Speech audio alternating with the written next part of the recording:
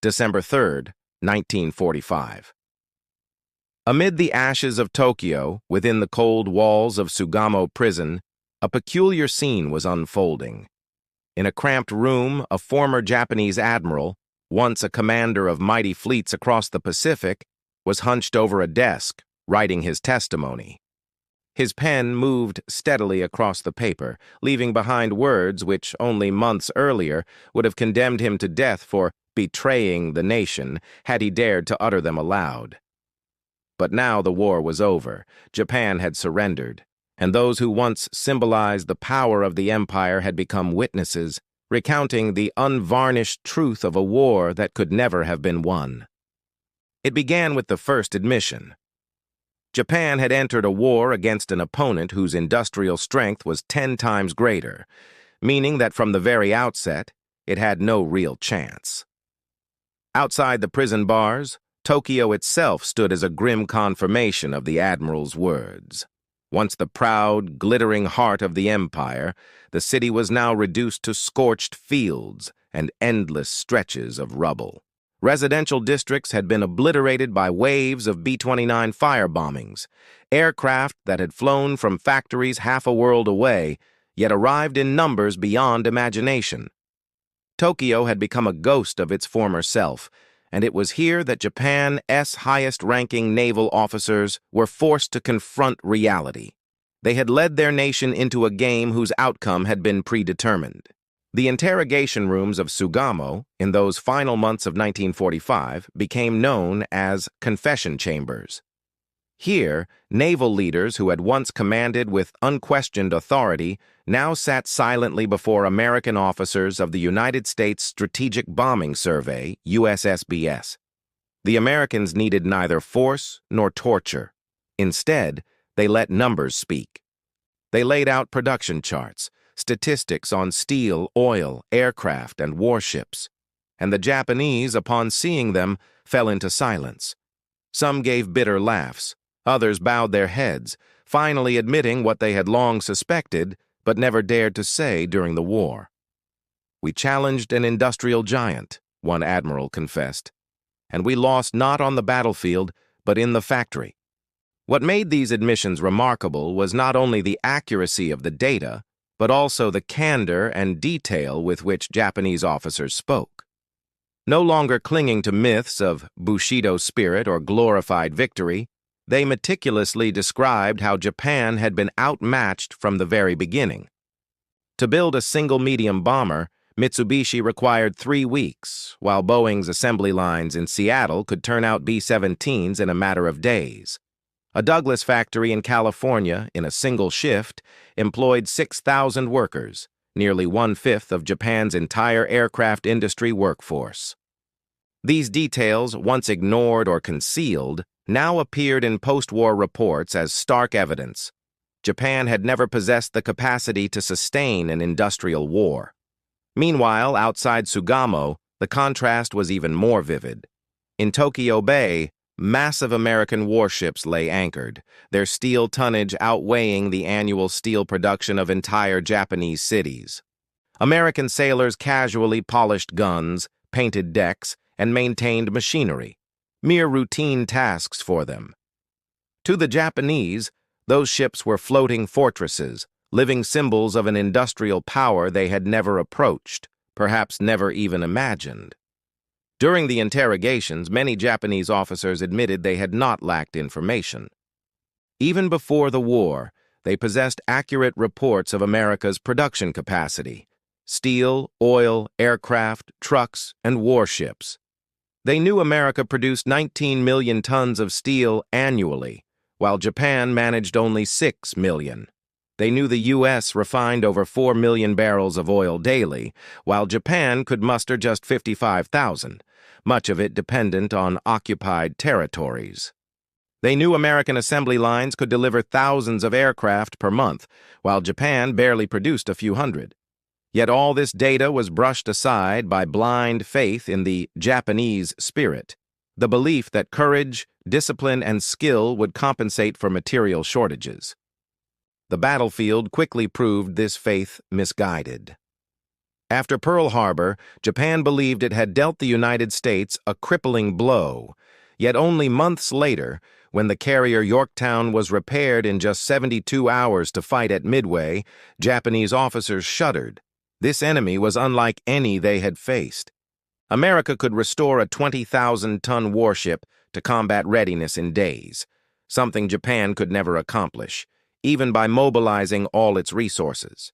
And when Midway ended, with 4 Japanese carriers sunk and irreplaceable, while U.S. shipyards had already begun building new Essex-class carriers, the gap between the two sides became not just numerical, but inevitable.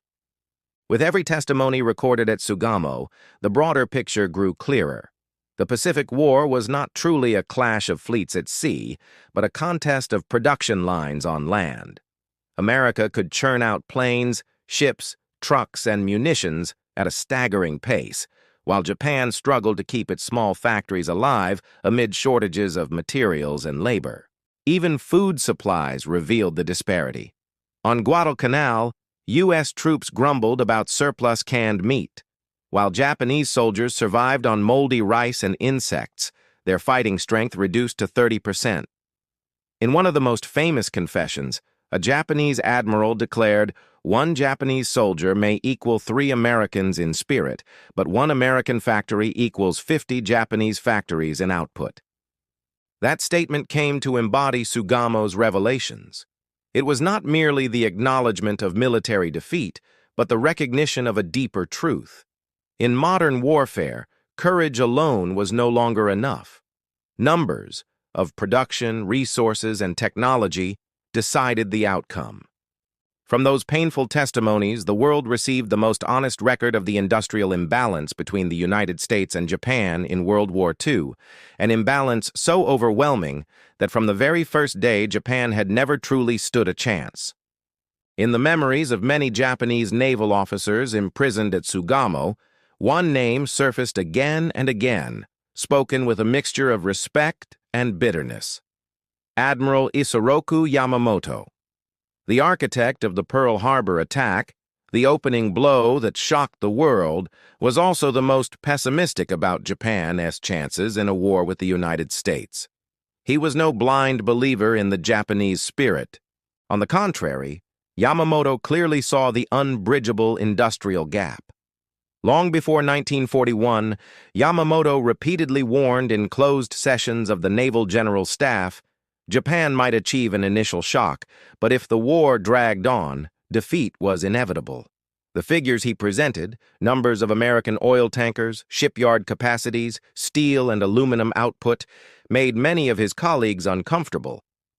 To the militarist politicians, Yamamoto seemed like a coward, sowing doubt at a time when the nation was intoxicated with confidence in its strength. "In the first 6 months, I will run wild like a mad tiger," Yamamoto once said. "But if the war continues for more than 2 years, I do not believe I can win." That statement would later haunt Japan as prophecy. Indeed, in the first 6 months of war, Japan advanced like a storm. From Pearl Harbor to Singapore, from the Philippines to Java, from the South China Sea to the Indian Ocean, the empire of the rising sun expanded at an unprecedented pace. Maps of the conflict changed almost weekly. Japanese red spread across nearly all of Southeast Asia, reached the frontiers of India, and pushed deep into New Guinea. Tokyo newspapers jubilantly proclaimed a miraculous chain of victories, while radio broadcasts hailed a new Asian order. Yet aboard his flagship Nagato, in a modest cabin, Yamamoto found little joy in these triumphs. The gaunt admiral, with his deep-set eyes and habit of sitting silently for hours over a go-board, knew these victories were only surface illusions. They rested on surprise and fleets prepared for a short war. Behind them lay an industrial base incapable of sustaining long-term success. A secret report Yamamoto received in early 1942 deepened his concerns.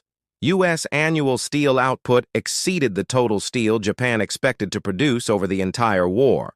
In government meetings, Yamamoto warned bluntly, "If we do not force America to the negotiating table within a year, this war will become suicide." But his words vanished into the void. The Army's Continental faction, intoxicated with easy victories in China, dismissed hard numbers. They insisted Americans were a weak, pleasure-seeking people who would lose heart after heavy casualties. Some generals even mocked him. "You speak always of steel and oil. Have you forgotten that the Japanese possess the soul of the warrior?" Even after Pearl Harbor, when Yamamoto was hailed as a national hero, he quietly told a close aide, "We have awakened a sleeping giant, and he will come to crush us with an industrial strength you cannot begin to imagine." Time proved him right. By 1942, the United States had adopted a Germany-first strategy focusing on Europe. Yet even the so-called secondary resources sent to the Pacific were enough to strain Japan to the breaking point. Essex-class carriers began to appear, accompanied by swarms of Hellcats, Avengers, and Liberators.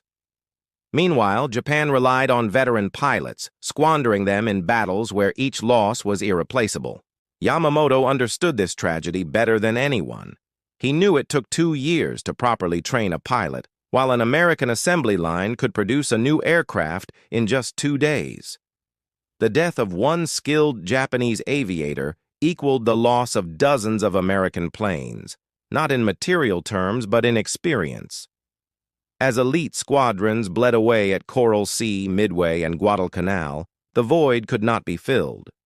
The greatest irony was that Yamamoto himself, the man who had issued the sternest warnings, became a victim of the very system he opposed.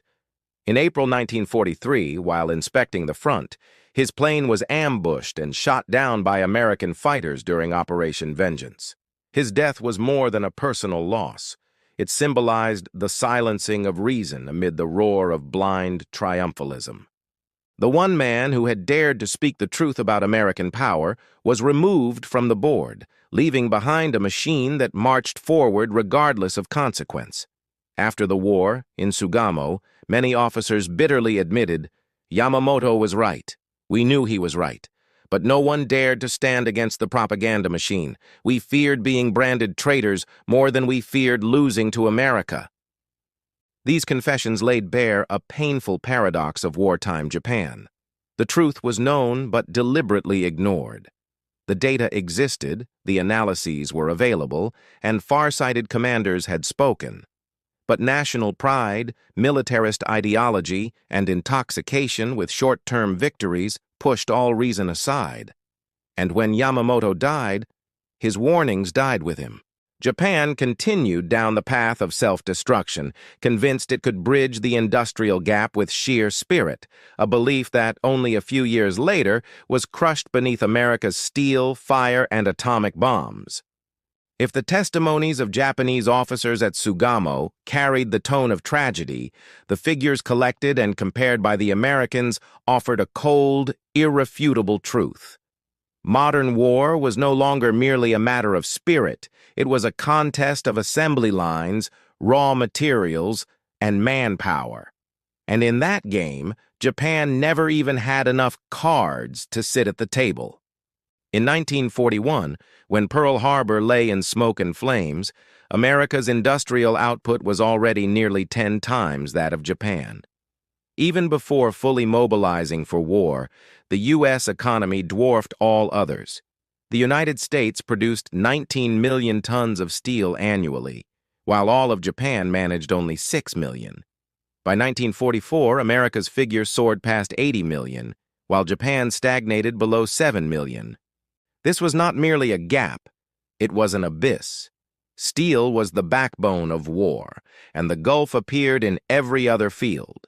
The U.S. launched waves of Essex-class carriers, each weighing more than 30,000 tons. In 1943-1944, they could put a new carrier into the water on average once a month. Japan, meanwhile, after losing 4 carriers at Midway, took nearly 2 years to complete a single replacement. The shipyards at Yokosuka, Kure, and Nagasaki, even at full capacity, could never match the pace of American industrialized war. If steel was the backbone, oil was the lifeblood. Here, Japan's plight was even more desperate. Before the war, the U.S. refined around 4 million barrels of oil per day. Japan managed just 55,000, not even 2%. After the U.S. and the Dutch imposed an embargo in 1941, Japan had to rely on stockpiled reserves and on seizing wells in the East Indies. But the journey from wellhead to storage tank in Japan was long, dependent on vulnerable tanker convoys. By 1944, more than half of Japan's tankers had been sunk. Empty airfields and warships stranded at anchor for lack of fuel became familiar sights in the final years. One Japanese officer later admitted at Sugamo, "We had ships, we had guns, we had pilots, but without oil they were all just scrap iron." Aircraft, the key weapon of the 20th century, told the same story of disparity. Over the entire war, Japan produced about 76,000 planes. The U.S. built nearly 300,000, over 4 times as many, but it was not just quantity, quality and replaceability also mattered. The Zero fighter, once terrifying to American pilots, was obsolete by 1943 when Hellcats and Mustangs appeared.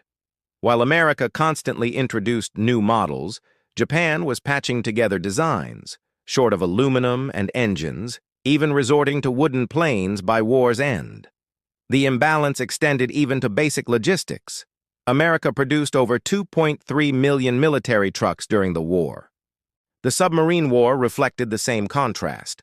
America built over 200 new submarines in WPU, deploying them across the Pacific to sever Japan's lifelines. Japan built only about 20 per year and often used them for symbolic missions, smuggling supplies or even launching kamikaze aircraft, instead of true strategic campaigns. The height of industrial contrast came with the American B-29 Super Fortress. Each one cost over $3 million and required vast quantities of aluminum, engines, and precision equipment, far beyond Japan's industrial reach. The U.S. built 3,900 of them in just 3 years.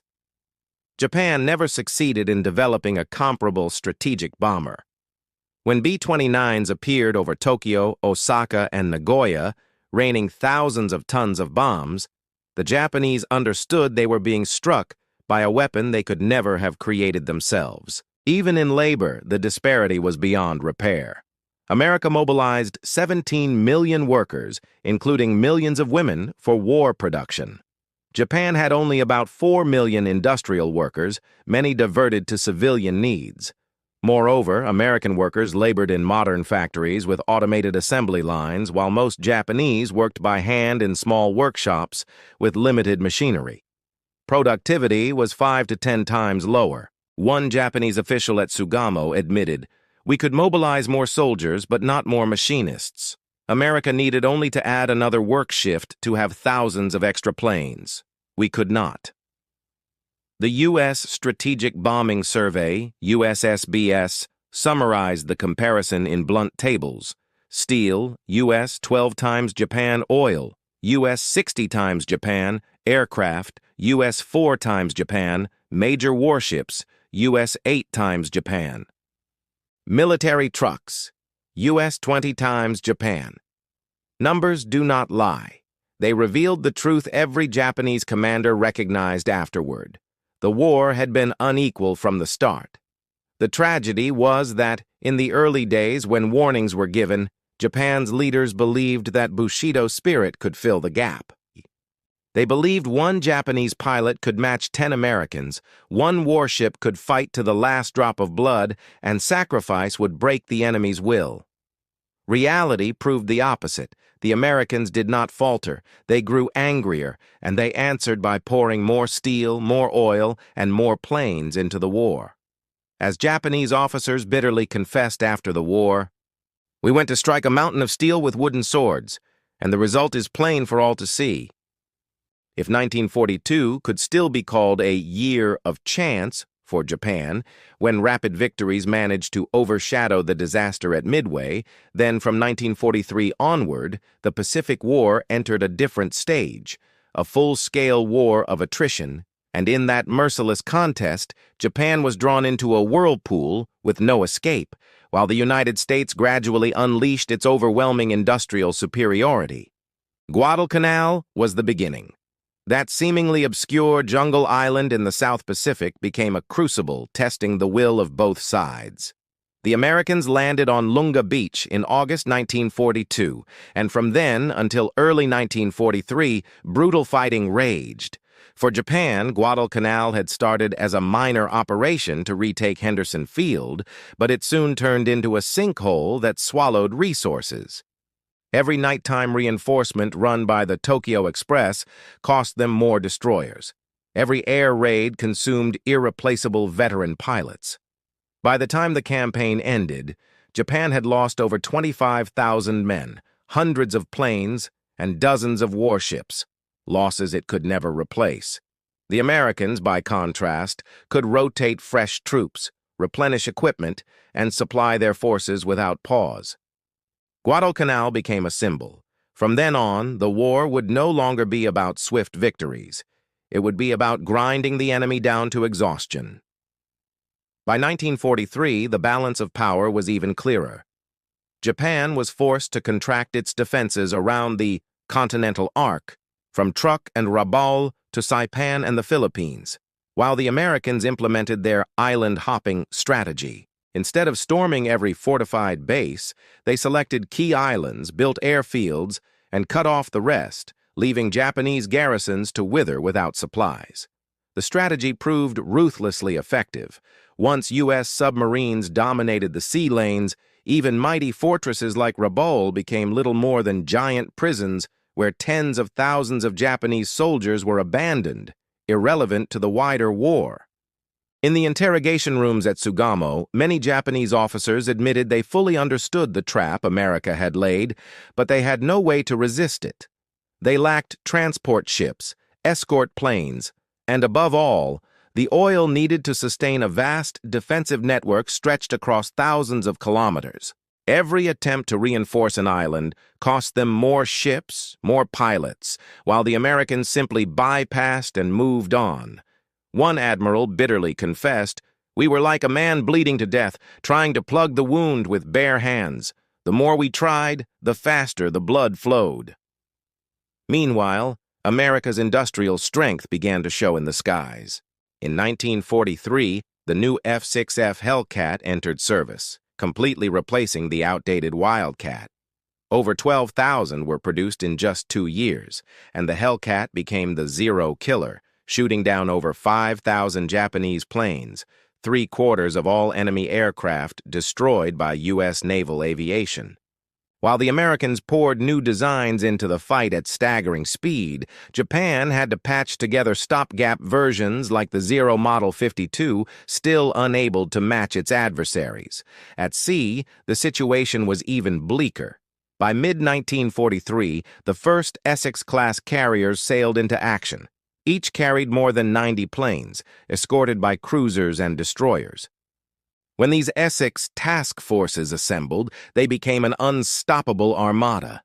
Japan, having already lost most of its veteran pilots at Midway and Guadalcanal, now sent inexperienced trainees into hopelessly unequal battles. The results were often one-sided massacres. Yet the decisive front of attrition was not always in head-on clashes, but in logistics. Here the United States deployed its most devastating weapon, the submarine. Unlike Japan, which wasted its submarines in symbolic or ineffective missions, the U.S. Navy concentrated on merchant shipping, oil tankers, coal carriers, food convoys. The effect was catastrophic. Within 2 years, more than 8 million tons of Japanese shipping were sunk, 2/3 of their entire merchant fleet. By the end of 1944, Japan no longer had enough ships to bring resources home from Southeast Asia. Oil fields in Borneo and Sumatra remained intact, but might as well have been locked vaults, unreachable and useless.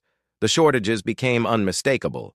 Japanese warships stayed in port for lack of fuel, aircraft training was slashed, and pilots sometimes received only a few hours in the cockpit before being sent into combat. One young aviator later testified at Sugamo that he had flown only 3 times before his first mission. "We did not lose for lack of spirit," he said. "We lost because we were never taught how to survive." The year 1944 marked the decisive turning point. After capturing the Marshall Islands, the U.S. moved on to the Marianas, Saipan, Tinian, and Guam. These were strategic jewels. From them, long-range B-29 bombers could strike Tokyo directly. Japan threw its remaining naval strength into the Philippine Sea in June 1944, leading to the largest carrier battle in history. The Americans called it the Great Marianas Turkey Shoot, as the outcome was slaughter. Over 600 Japanese aircraft destroyed in 2 days, at the cost of fewer than 100 American planes. Japan also lost 3 carriers and hundreds of precious pilots, the last remnants of the elite force that had launched Pearl Harbor. After that defeat, the Japanese Navy never recovered. Admirals later admitted that by late 1944, their carriers were empty shells, no pilots, no fuel, just floating steel hulls. When the U.S. invaded late in October, Japan attempted a decisive battle, but suffered another crushing loss. Leyte not only sealed the fate of the Imperial Navy, it severed Japan's lifeline to Southeast Asia. By the final months of 1944, Japan's situation was desperate. Naval reports showed oil reserves enough for only a few months. Many airfields had no fuel left for training. Weapons factories ran short of steel and aluminum, resorting to wood and bamboo. Civilians in Tokyo dug air raid shelters as the skies above filled with the drone of B-29s. At Sugamo, an elderly officer sighed as he wrote in his statement, "We tried to defeat an enemy who could replace everything faster than we could destroy it. In the end, it was we who were consumed." That was the essence of the 1943-1944 stage, a war of attrition Japan could never win. Each passing day, American power grew, while Japan bled away piece by piece, until there was nothing left. By the beginning of 1945, the Pacific War was no longer a balanced confrontation. It had become a massive grinding machine in which Japan was being pushed to the limits of survival, while the United States unleashed the full weight of 20th century industry and science. Collapse did not come overnight, but day by day, hour by hour, the land of the rising sun was squeezed tighter in an iron vise. From the summer of 1944, B-29 superfortresses began taking off from Saipan, Tinian, and Guam, the Marianas chain freshly seized by the Americans after bloody battles. These were the most advanced war machines of their time, a 43-meter wingspan, more than 5,000 kilometers in range, able to carry 9 tons of bombs and capable of flying at 9,000 meters, above the reach of most Japanese anti-aircraft guns. For civilians in Tokyo, Osaka, and Nagoya, the soft yet unending drone of B-29 engines over the night sky was the sound of death itself. At first, the U.S. attempted precision bombing from high altitude, but Japan's monsoon winds and heavy cloud cover pushed bombs far off target. By early 1945, General Curtis LeMay changed tactics. Low-altitude night firebombing, with tens of thousands of napalm and phosphorus canisters scattered over wooden residential districts. On the night of March 9-10, 1945, 334 B-29s dropped nearly 2,000 tons of incendiaries on Tokyo. The city became a sea of fire, more than 100,000 dead, 1 million left homeless within a few hours, the single most devastating disaster in Japanese history.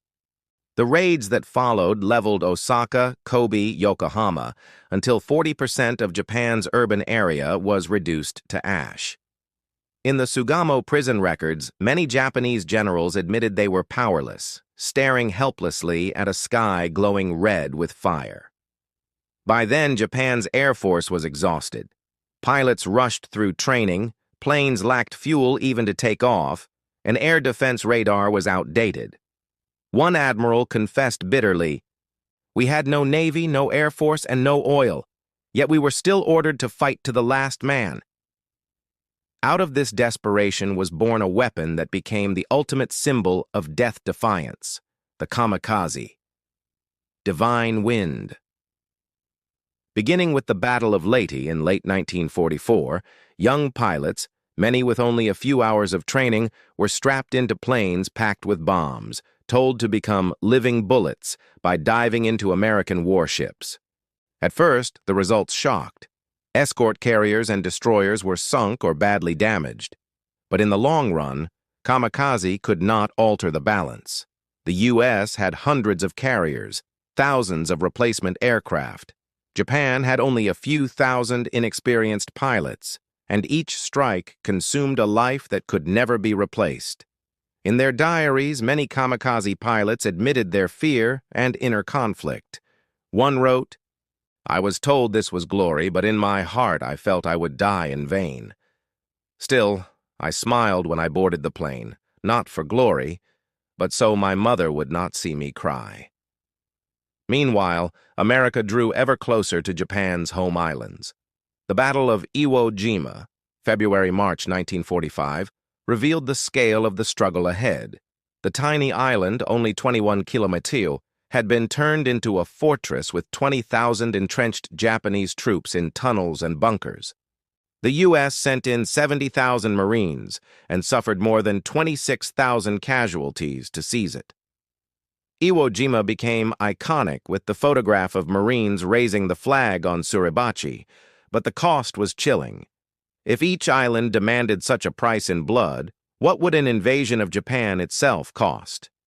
Next came Okinawa, April-June 1945, the largest land battle in the Pacific, with 1.5 million American and British troops against 120,000 Japanese soldiers and tens of thousands of civilians. More than 100,000 Japanese soldiers died, along with at least 100,000 Okinawan civilians caught in the inferno, mass suicides, or bombardment. The Americans lost 12,000 killed and nearly 50,000 wounded. The numbers made the Pentagon shudder. An invasion of Japan proper, with over 2 million regular troops and millions of armed civilians, could cost hundreds of thousands, even 1 million American lives. By then, Japan was paralyzed. Oil reserves were gone, the Navy all but annihilated. In April 1945, the super battleship Yamamoto, the pride of the Japanese fleet, was sent on a one-way suicide mission to Okinawa. Lacking fuel to return, it was sunk by American aircraft within hours, taking 3,000 sailors with it. The death of Yamamoto was like a funeral rite for the entire Japanese Navy. In Sugamo interrogations, some officers admitted they knew the war was lost as early 1945. Yet the militarist machine remained unyielding, forcing the nation to endure months more of hell. One general spoke in bitterness. "We had lost the war, but no one dared to say it. The entire nation became hostage to its own leaders." Then came America's ultimate weapon, the atomic bomb. On August 6, 1945, Hiroshima erupted in a blinding flash. 70,000 people killed instantly, tens of thousands more dying afterward from burns and radiation.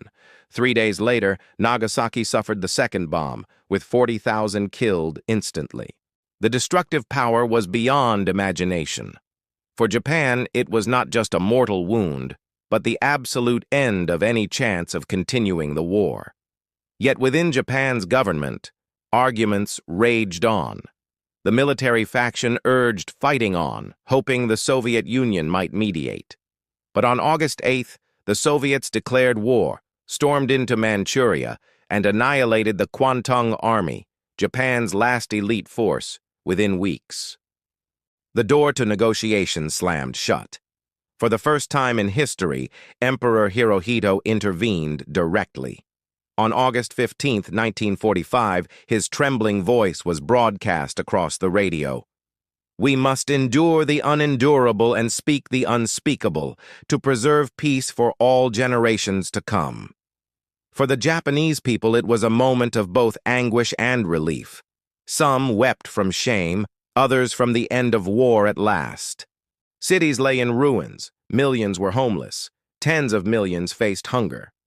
But at least the bombs had stopped falling. In Sugamo, the generals who once dreamed of a glorious Greater East Asia sat silently in their cells. They knew the game was over, not just a military defeat, but the collapse of an entire imperial dream.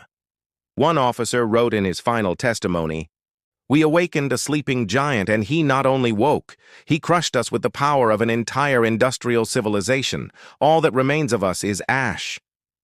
Thus, nearly 4 years after Pearl Harbor, the Pacific War came to an end. A chapter of history drenched in blood, fire, and tears, where Japan fell from arrogant heights into utter ruin, while the United States ascended to the throne of global superpower.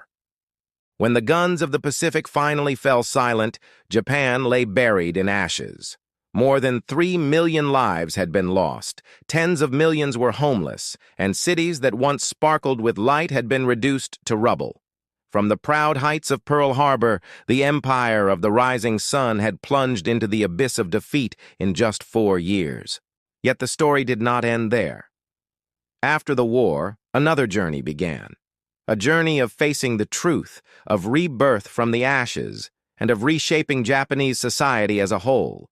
In the first months after surrender, the nation seemed on the verge of collapse. Millions of soldiers returned from the front, carrying the shame of defeat and the scars of horror. Civilians starved, women bartered themselves for food, orphans wandered the streets. The empire that once proclaimed a Greater East Asia now survived on food aid from its former enemy, the American military. The brutal contrast shocked many Japanese into realizing that all the sacrifices, blood, and tears of 4 years had led only to emptiness. In this context, Sugamo Prison became a symbol of transition. There, more than 200 generals, politicians, and officials were held awaiting trial at the International Military Tribunal for the Far East, the Tokyo Trials. Men who had once sat on thrones of power, who had signed orders sending armies to conquer, now sat in cramped cells, dressed in prison uniforms, eating meager rations. Some clung to pride, insisting they had acted for the emperor. Others bowed their heads, admitted guilt, and left behind words of remorse in their diaries. The interrogation records from Sugamo revealed many dark corners.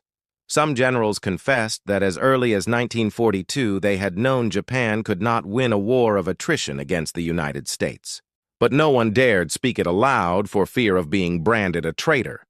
Some politicians explained that the propaganda machine had created a collective illusion, making the entire nation believe in a destined victory. Others were cold and detached, dismissing it all as strategic mistakes, while shrugging off responsibility for millions of deaths. The Tokyo trials, opened in 1946, lasted nearly 3 years. 28 senior figures were prosecuted for crimes against peace and war crimes.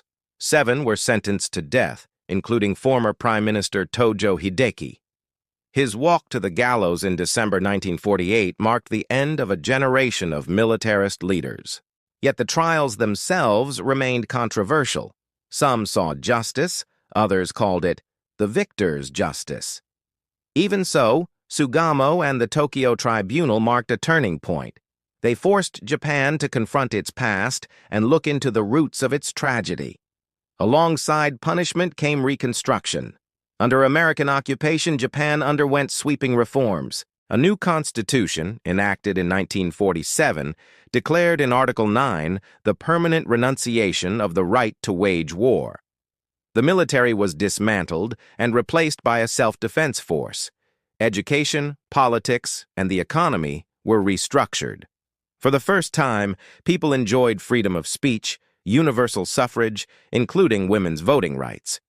These reforms, though initially imposed from outside, gradually became the foundation of a modern democratic society. From the ashes also sprouted Japan's economic miracle. With U.S. aid under the Dodge Plan and the industrial demand generated by the Korean War, 1950, Japan rapidly revived. Within 2 decades, from a nation devastated by atomic bombs, it rose to become the world's second-largest economy. Brands like Toyota, Sony, and Panasonic became symbols of this miraculous rebirth. The Japanese people, once starving and desperate, now lived in a society more prosperous and secure than ever. Looking back, the paradox is striking. Total defeat in war opened the path to transformation. A militaristic, authoritarian, and bloodthirsty Japan gave way to a democratic, peaceful, and innovative Japan. The price was terrible, but the outcome redirected the course of the nation. For the world, the Pacific War and Japan's collapse left enduring lessons. First, they showed how industrial and scientific might can determine the fate of modern war. Japan had brave soldiers, legendary warships, and ace pilots, but could not match an enemy able to produce thousands of ships, tens of thousands of planes, and millions of tons of materiel each year. Second, they exposed the sheer devastation of total war, where not only armies but civilians became targets. From burning Tokyo to shattered Hiroshima, the ghosts of 1945 remain a reminder of the limits of violence. And finally, they proved that a nation can be reborn from ruin if it dares to face the truth and change at the roots. Post-war Japan was no longer an aggressive foe, but a partner, a friend, and a pillar of the New World Order.